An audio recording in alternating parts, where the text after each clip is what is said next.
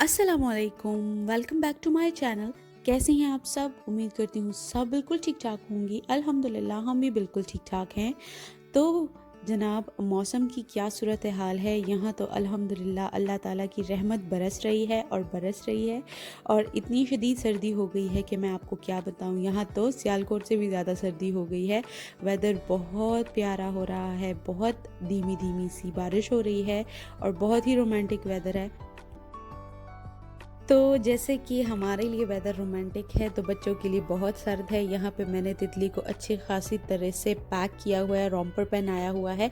और ये जो है मेरे हस्बैंड के चचा की बेटियां हैं, तो वो तितली से खेल रहे थे बहुत सारे, क्योंकि आपको तो पता है यहाँ पे तो बच्चे होते हैं, और बच्चे जब बच्चों को देखते हैं तो वो जो है रेजिस्ट नहीं कर पाते। तो वो जो आए हुए थे तितली से मिलने के लिए, और साथ में जो है मेरी बड़ी नंद जो है उसकी बेटी भी आई हुई थी। तो सब बस बच्चों की तो गहमा गहमी लगी हुई थी, और घर में वैसे भी बच्चे हों तो बस फिर और किसी चीज़ की ज़रूरत ही नहीं पड़ती। इतना शोर शराबा और इतनी रौनक होती है कि बस क्या बताऊँ मैं आपको। दूसरा ये कि हम जिस स्ट्रीट में रहते हैं वो सारे घर जो है आगे पीछे ये सब मेरे हस्बैंड के जो हैं चचाओं के हैं, मतलब एक गली में सारे रिश्तेदार हैं। तो वो सारी कज़न्स जो हैं, लड़के लड़कियां जो हैं, वो यहाँ पे आ जाती है, इसको अपना मायका समझती हैं। तो वो जब जमा हो जाती हैं तो बस फिर उन सब के बच्चे तो सही गहमा गहमी लगी रहती है। और ये देख लें, रूम की हालत हो रही है, फूलों वाली रज़ाई निकाली हुई है मैंने। ये हर एक किसी की Pakistan, it's just a pure Pakistani thing. आप पाकिस्तानी हो ही नहीं सकते अगर आपके घर फूलों वाली रज़ाई नहीं है। और ये अभी दोपहर का टाइम हो रहा था, तो मैंने सोचा कि मैं थोड़े से मैक्रोनीस बना लेती हूँ।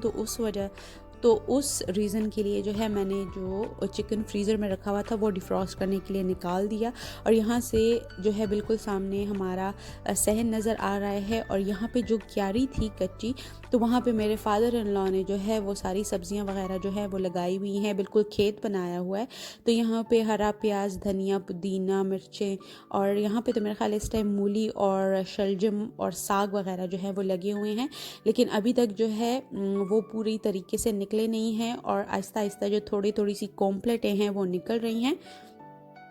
तो साथ साथ में आ जाते हैं काम पे, क्योंकि यहाँ पे कोई हेल्पर शेल्पर नहीं है। यहाँ पे आपको सब कुछ खुद करना पड़ता है, क्योंकि यहाँ के लोग बहुत मायूब समझते हैं हेल्पर्स को रखना। तो इस वजह से हर एक चीज़ आपको ज़्यादा खुद करनी पड़ती है। तो वहाँ पे आराम कर कर के अब यहाँ पे जो है आप काम कर ही लेते हैं। हमारे घर का रिचुअल ये है कि सुबह नाश्ता होता है, और फिर उसके घंटे बाद या फिर आधे घंटे बाद जो है, क्योंकि मौसम है और इस टाइम जो है कॉर्न बहुत ज़्यादा मकदार में अवेलेबल है, और यहाँ पे हमारे जो है अपने खेत है कॉर्नस के, भुट्टा सिट्टा यही कह रहे हैं ना। तो वो जो है उसके रोस्टेड कॉर्न खाने का बहुत रिवाज है, बहुत शौक़ से खाया जाता है, क्योंकि वाफर मकदार में मौजूद होता है, तो इस वजह से बहुत शौक़ से खाया जाता है।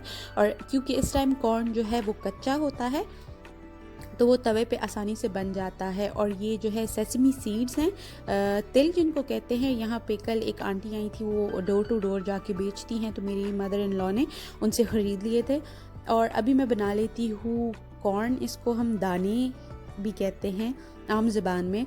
तो तवे पे जो है इसको बनाते हैं हम लोग। कुछ लोग जो है वो रेत और सॉल्ट में भी बनाते हैं, लेकिन जैसे ही कॉर्न जो है वो थोड़ा सा पकने लगता है, तो फिर उसके बाद जो ये दाने होते हैं, ये फिर आप मज़ीद इसको तवे पे नहीं कुक कर सकते। वो फिर आपको भट्टी भिजवाने पड़ते हैं, जहाँ पे वो रेत में जो है उसको ड्राई रोस्ट करते हैं। वो थोड़े सख्त होते हैं, लेकिन ये चूँकि कॉर्न बिल्कुल इस टाइम कच्चा है और सीज़न है, तो ये बहुत ज़्यादा सॉफ्ट होते हैं, तो ये आराम से तवे पे बन जाते हैं। बस उसमें एंड में आपको बस नमक डालना होता है, और बस थोड़ा सा इसको तवे पे रोस्ट करना होता है। तो इस टाइम जो है मैं तितली को अपने साथ किचन में ही ले आई थी, क्योंकि इस टाइम कोई और हेल्पिंग हैंड नहीं था। मेरे फादर इन लॉ और मदर इन लॉ वो किसी की फौतगी पे दुआ के लिए गए हुए थे, और मैं थी और मेरी दूसरी नंद थी। तो वो अपने बेबी को साफ़ करवा रही थी, तो मैं उसको उठा के ले आई किचन में थोड़ी देर के लिए। तो उसको मैंने साइड पे काउंटर पे बिठा लिया, और साथ में मैं कॉर्न बनाने लगी। और आज जो है वो बहुत शदीद किस्म की सर्दी है, बहुत ज़्यादा सर्दी है, और सर्दी में तो बंदे को गर्म गर्म चीज़ें खाने का दिल करता है। तो इस टाइम जो है ये कोई 11 से 12 बजे का टाइम था, जिस टाइम मैंने सोचा कि चलो मैं कॉर्न बना लेती हूँ, क्योंकि वो सिट्टे पर से हटाए हुए थे दाने, तो फिर इजीली जो है वो बन जाते हैं, और कोई ज़्यादा मेहनत शेहनत भी नहीं लगती। यहाँ एक और रिवाज ये है कि जब सर्दी का मौसम है तो कॉर्न अवेलेबल है, वाफिर मकदार में मौजूद है, और इसी तरह से लोग जो हैं वो ज्वार का आटा भी बना लेते हैं। तो हमारे घर में मोस्टली जो है वो सर्दियों में जो सुबह के टाइम जो है वो ज्वार की रोटी और ज्वार का पराठा खाया जाता है। मकई का मीन्स कह सकते हैं, मकई की रोटी बनाई जाती है सुबह नाश्ते में। कुछ लोग सूखी खाते हैं, कुछ लोग जो हैं वो पराठा बना के खाते हैं।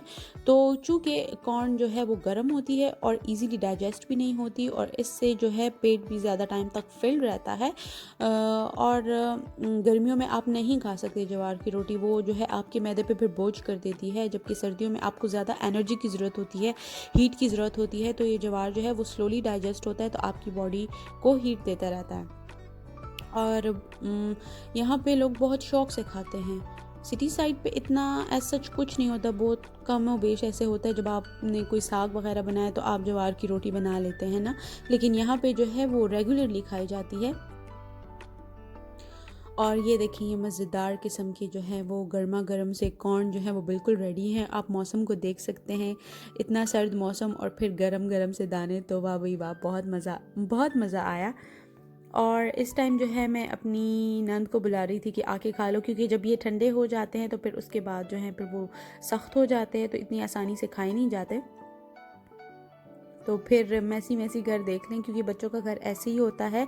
और हमारे घर जो है 3 अदद बच्चे हैं, एक मेरा और एक मेरी सबसे बड़ी नंद का और एक मेरी उससे छोटी नंद का। तो 3 टोटल बच्चे हैं, और तीनों बच्चों ने जो है वो घर को सर पे उठाया हुआ है।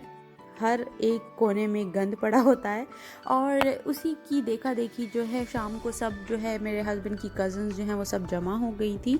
और तो फिर मेरी सास अम्मी ने सोचा कि चलो क्या बनाएं चाय के साथ। तो मैंने उनको कहा कि चले हलवा बना लें, और फिर हलवे के लिए हम सोच रहे थे कि सूजी का बनाएं कि आटे का बनाएं। तो मेरी जो मदर इन लॉ है वो आटे का हलवा बहुत मज़े का बनाती हैं, और जब वो देसी घी में होता है तो फिर वो बहुत मज़े का होता है। लेकिन चूँकि इस टाइम घी नहीं था तो फिर हमने ऑयल में बना लिया, और चाय वो जो है वो बन चुकी थी। और ये जो है गुड़ में बनता है, तो साइड पे मैंने जो है वो गुड़ का शीरा बनाने के लिए रखा हुआ था। बहुत सिंपल सी रेसिपी है, और सर्दियों में तो ये गुड़ का हलवा जो है वो बहुत ज़्यादा फ़ायदेमंद है, बहुत ज़्यादा बेनिफिशियल है। आप देख सकते हैं किस कदर जो है वो रश हमारे घर में लगी हुई है, और इतना शोर शराबा था, मैं आपको क्या बताऊँ। इस टाइम तक बारिश भी रुक चुकी थी, लेकिन मौसम बहुत ज़्यादा सर्द था, तो ये डिमांड थी वेदर की। चाय बन चुकी थी, और ये देखिए किस तरीके से बना रही हैं। आपने जो है वो ऑयल थोड़ा खुला यूज़ करना है, और फिर उसके बाद जो है आपने इसमें आटा डाल देना है अपनी मिकदार के, मतलब अपनी रिक्वायरमेंट के मुताबिक। और फिर जो है आपने आटे को अच्छे से भून लेना है, तब तक भूनना है जब तक उसमें से खुशबू नहीं आती। और आपने इस टाइम जो है आप इसमें इलायची भी शामिल कर सकते हैं, आपके पास ड्राई फ्रूट्स हों वो भी शामिल कर दें। इस टाइम घर पे मौजूद नहीं थे, तो बस हमने सिंपल ही हलवा बनाया बिना ड्राई फ्रूट्स के, और बीच में सिर्फ इलायची डाली थी, और बस ऑयल और आटा और गुड़ का शीरा। तो अभी आप देखिए किस तरह से आपने किस पॉइंट तक इसको रोस्ट करना है, फिर उसके बाद इसमें हम शीरा ऐड करेंगे। यहाँ पे एक और ट्रेडिशन ये है कि जब किसी भी औरत का बेबी होता है और उसके लिए ये इस किस्म के आटे का हलवा बनाया जाता है, क्योंकि इसमें बहुत ज़्यादा ताकत होती है। आप बड़े बूढ़ों को भी दे सकते हैं, बच्चे भी खा सकते हैं, लेकिन उसमें जो है वो देसी घी ज़रूर डाला जाता है, और उसमें जो है वो ड्राई फ्रूट्स वगैरह भी बहुत डाले जाते हैं, तो वो बहुत ज़्यादा मज़े का बन जाता है, बहुत टेस्टी होता है। हमारे यहाँ इतना रिवाज नहीं है आटे वाला हलवा बनाने का, वहाँ पर सिटी साइड पे ज़्यादातर सूजी का हलवा लोग प्रेफर करते हैं, लेकिन यहाँ पे जो है वो आटे का हलवा बहुत शौक से खाया जाता है। तो ये रही इलायची, मैंने निकाल ली है, और इलायची ऐड करेंगे, और फिर उसके बाद जो है वो आटे को थोड़ा सा और भूनेंगे हम।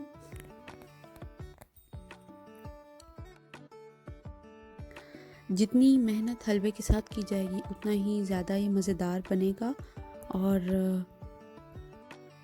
और साथ साथ में ये कि आपने भूलना नहीं है, आटे को आग पे रख के छोड़ना नहीं है, क्योंकि एकदम से ये जल जाता है, तो इस बात का आपने ख्याल रखना है।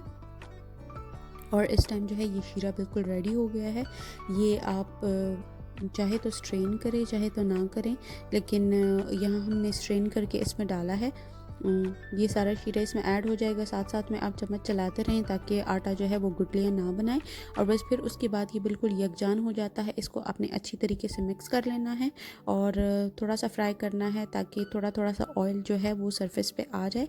यहाँ पे भी बस थोड़ा ही वो चिकना हुआ था तो बस फिर हमने जो है वो डिश आउट कर लिया। और आप देख सकते हैं किस कदर हसीन ये नज़र आ रहा है। जितना ये हसीन नज़र आ रहा है इससे ज़्यादा हसीन ये जो है इसका टेस्ट है, बहुत मज़े का है। और सर्दी में तो बहुत ज़्यादा मज़ा आता है इसको खाने में, क्योंकि एक तो सर्दी बाहर होती है तो आप मज़े का ये गुड़ वाला गरम गरम हलवा खाएं और साथ में जो है वो चाय पिए तो मज़ा तो बस दुबाला हो जाता है। यहाँ पे दही ज़िंदगी के जो गाँव की ज़िंदगी है इसमें यही फ़ायदा है कि आप लोग ज़्यादा देसी चीज़ें खाते हैं। यहाँ लोग ज़्यादा जंक नहीं पसंद करते हैं, सिंपल सी खुराक होती है।